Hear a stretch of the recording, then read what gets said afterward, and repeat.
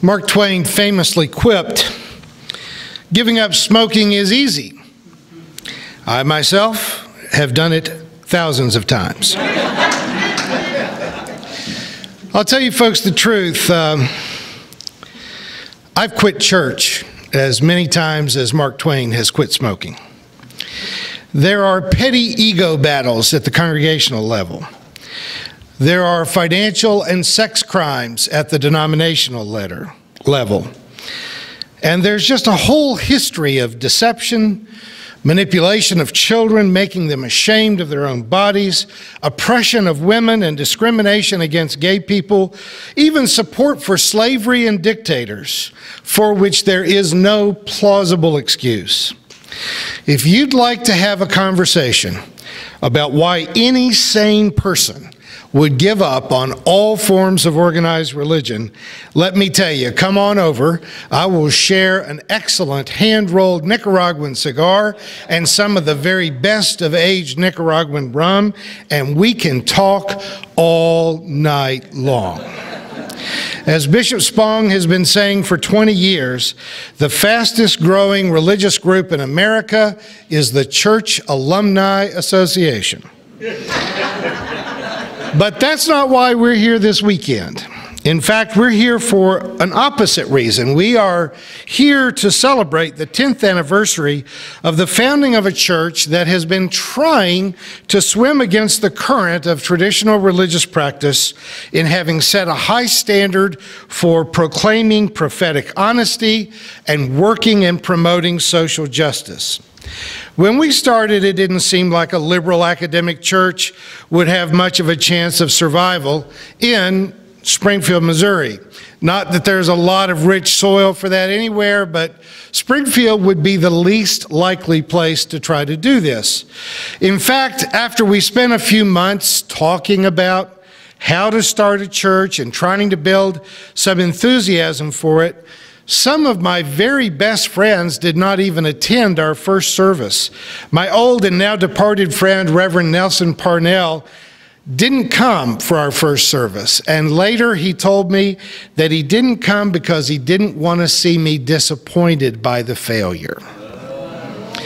And even after more than a year of pretty surprising success, no Springfield bank would loan us any money to buy this building.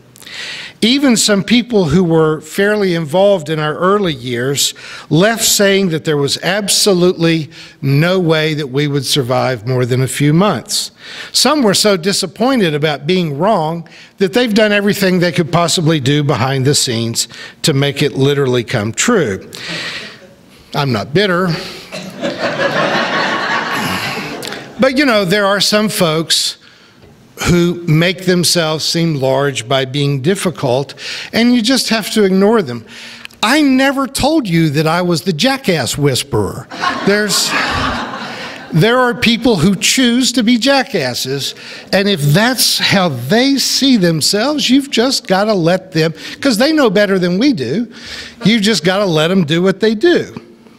My British friend, Reverend John Churcher, is fond of saying that most churches, both in Great Britain and in the United States, are just active enough to keep the graveyard warm. You just want to be ready to bury the few survivors that come at the end. In fact, Jesus Seminar publication, their last newsletter, the title of it was, "Is Christianity's Corpse Cold Yet?" The Christian religion, for almost all intents and purposes, has died. It has died a death of irrelevance. And it wasn't a sudden death. It's been coming for some time now. Dietrich Bonhoeffer wrote 75 years ago, "Christianity stands or falls with its revolutionary protest against violence, against arbitrariness and pride of power, and with its plea for the weak. Christians are doing too little to make these points clear. Christendom adjusts itself far too easily to the worship of power. Christians should give more offense, shock the world far more than they're doing now." 150 years ago, the patron saint of our church, the Danish philosopher Søren Kierkegaard, said, "Remove from Christianity its ability to shock, and Christianity is undone altogether." It's not that we despise our faith heritage of our formative years, nor are we especially eager to see it make itself so morally irrelevant, but they did it to themselves, and for all intents and purposes, the Christian religion is dead. Many of us kept thinking about leaving the church for many years. Eventually, the church just left us, and the church went off into a dark corner of society to slowly die from self-administered poisons. A few years ago, we began to refer to ourselves less often as the Community Christian Church and to say more often that we are the emerging church, more of an interfaith church, because I kept reading the letters to the editor where local pastors said that I wasn't a Christian, and that used to bother me. And now, if what they are is Christian, I am absolutely not that. I'm not one of those. So, we're an emerging community of faith. For me, though there are many reasons to give up on organized religion entirely, I believe that there are many more reasons to help something that is new and different to emerge from the ashes of the old traditional forms of faith. I was intrigued by this somewhat whimsical and very personal statement that Sean's little sister made on social media a few months ago. Erica is a very accomplished singer, dancer, violinist, and actress. She is married to a composer with whom she has been in love since they were back in college. At the time she wrote this piece, confessing her own struggles with depression and loneliness, she had just landed a role on Broadway that she had been working towards for her entire life.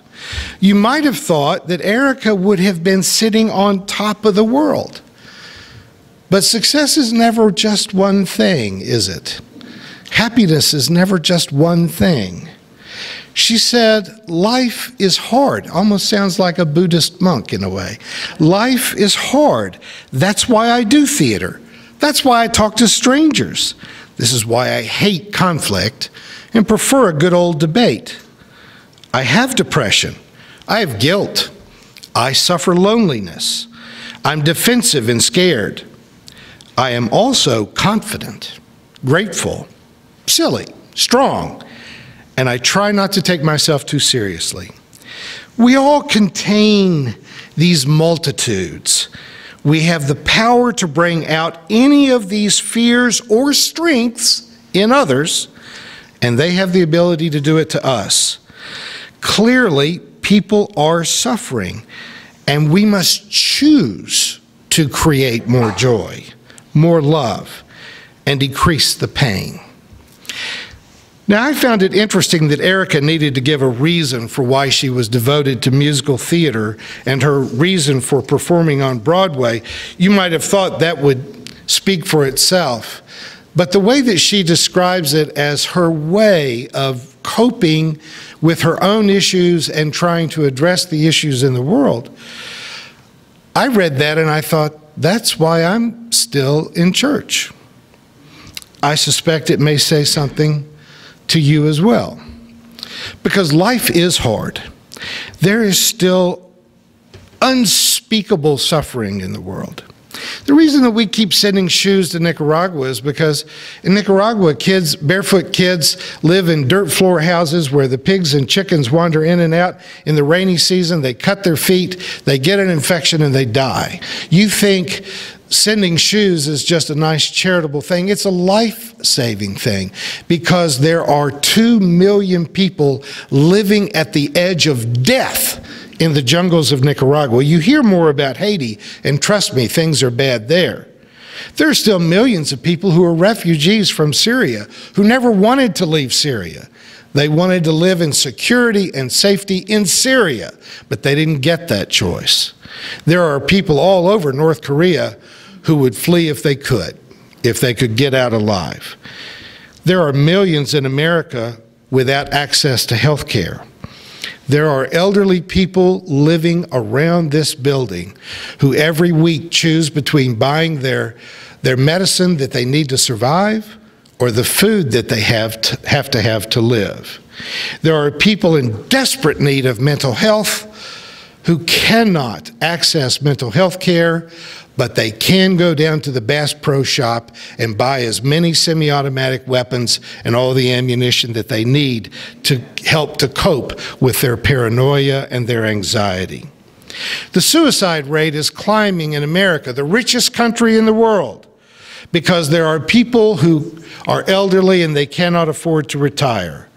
There are young people who have children who cannot find a job where they can keep a safe roof over their children and give them something to eat.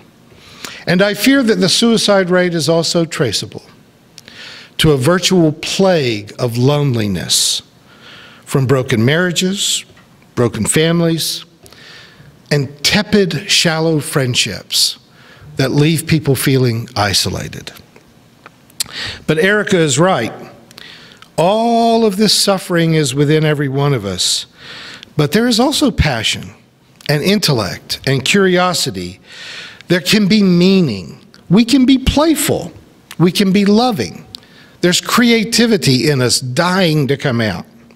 She wants her life in theater to be her way of doing what my favorite musician, Bruce Cockburn, says, kicking at the darkness until it bleeds daylight. She wants to use her talents to call out the joy and goodness that too often lies unnoticed. And it's one of my big complaints with practitioners of mental health is that they so often want to talk about what's wrong with you instead of talking about what is right with you.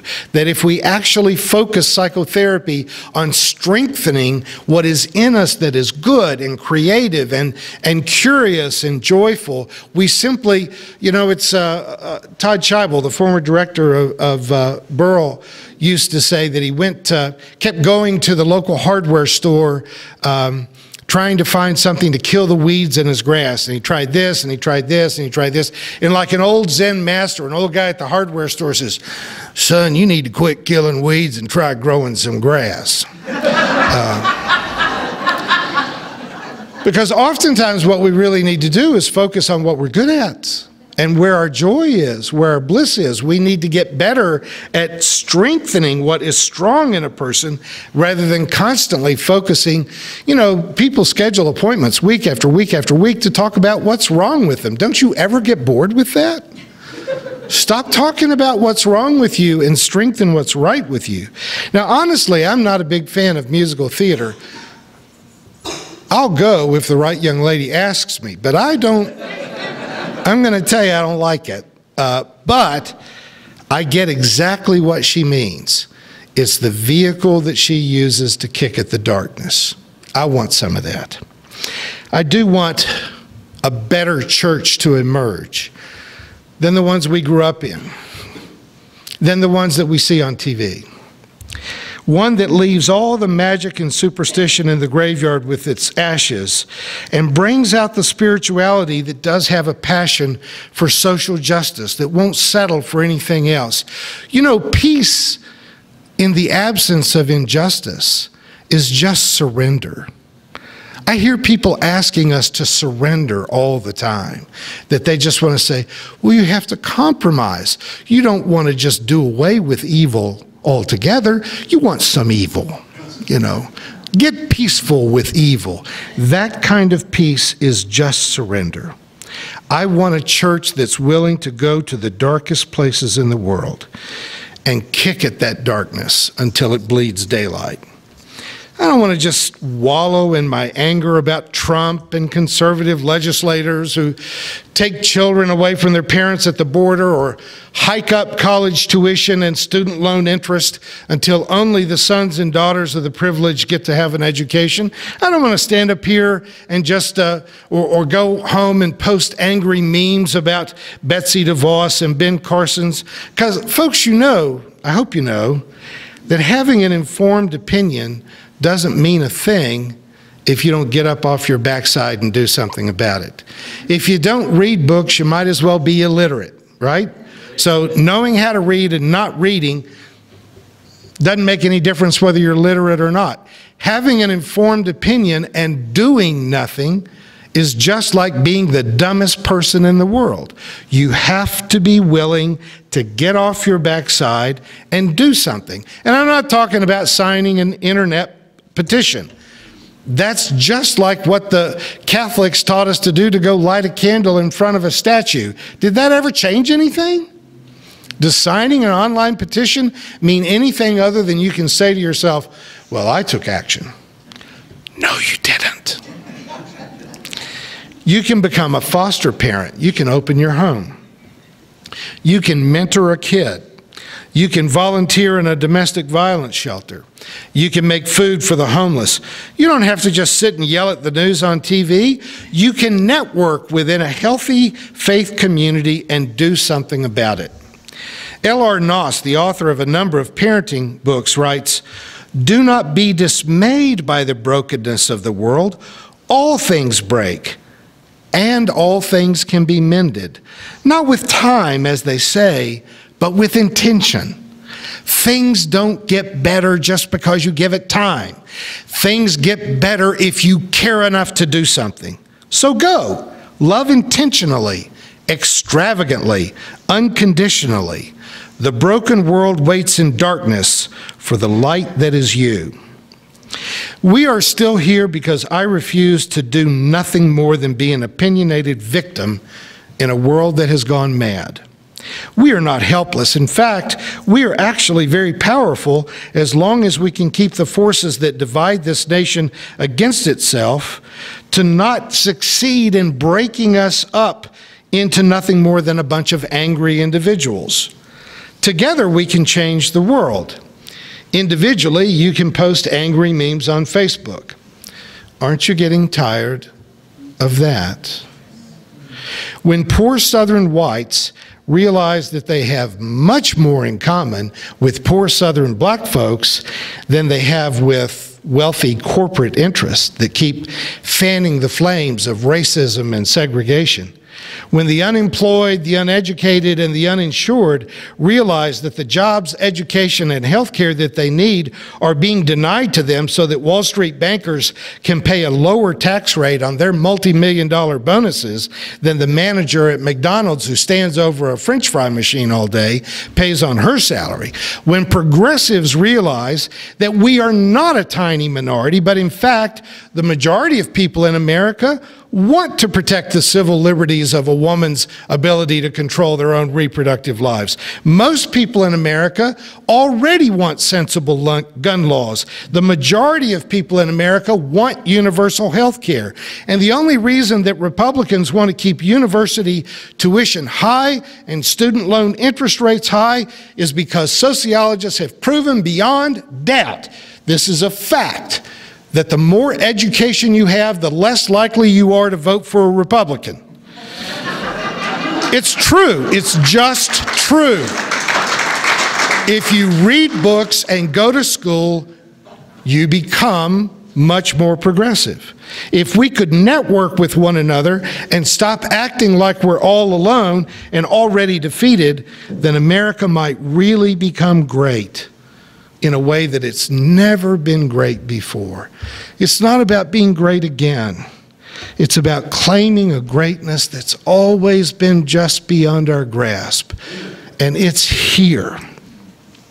So I'm not going to give up on progressive faith. And to be honest, we still have a lot of work to do in deconstruction. I know progressives, we get kind of a bad rap because we're always talking about what we don't believe. But the truth is that the majority of the church-going public is still trapped in a mental prison that pours magical thinking and irrational belief systems into their heads. And if you can get people to believe in the ridiculous, the indefensible, the insubstantial, then you can get them to ignore the stark realities that are staring them in the face all around them. We've got 2 million people in prison, and 1.5 million of them don't deserve to be there. If we could just break through the indifference, we could start to actually be a country that's the home of the free and the brave, a place that actually honors those folks. Now, we need to be clear about addressing the perfectly good reasons why people with critical thinking skills have been leaving religious lives by the droves and redirect a healthy spirituality into the world-changing coalitions where we really can make a difference in absolutely amazing ways. And I would challenge you to think, you would not want to live in a world that had not been transformed by the faith of Mahatma Gandhi or Black Elk or Dorothy Day. But who would they have been without their faith communities? If Mahatma Gandhi had done that salt march all by himself and showed up at the shore, just one skinny little man in a loincloth, you never would have heard of him. It was only because he was connected to a viable faith community that joined him in droves. What would the world be like today without the influence of Dr. Martin Luther King Jr., Daniel Berrigan, Bishop Desmond Tutu? But who would they have been without their faith community? If Martin Luther King had delivered his I Have a Dream speech in Washington to a plaza with nobody there, it would have had no impact at all. It's only when the faith community hangs together, overcomes their petty ego battles and need for attention and their smug march off and leave the community. It's only when we work together that we can scare the corporate powers that are destroying this country. Amen. Amen. If you dwell on the perfectly good reasons to become a part of the Church Alumni Association, you can talk yourself into it. Lots of days you can talk me into it. And I can assure you, nothing would please the corporate oligarchy more than to see thinking liberals stop networking with each other and just go back to fighting with each other on Facebook. Never get organized enough to challenge their exploitation of the earth, their exploitation of the poor, their exploitation of you. We've changed a lot in 10 years, but one thing has remained constant. We took this quote from Elie Wiesel as what was going to represent us. Thou shalt not stand idly by. We are still here because the world doesn't need more angry, cynical individuals. The world needs organized mobs. And that wouldn't look good on our resume, but that's who we are. Thank you for watching our videos. We are entirely dependent on the donations of our listeners and members. We hope that you find this content to be important enough to help us to keep offering these videos to the public at no charge by becoming a regular contributor. Please click on the donate button on our website at www.spfccc.org. Thank you for your support of progressive religious programming.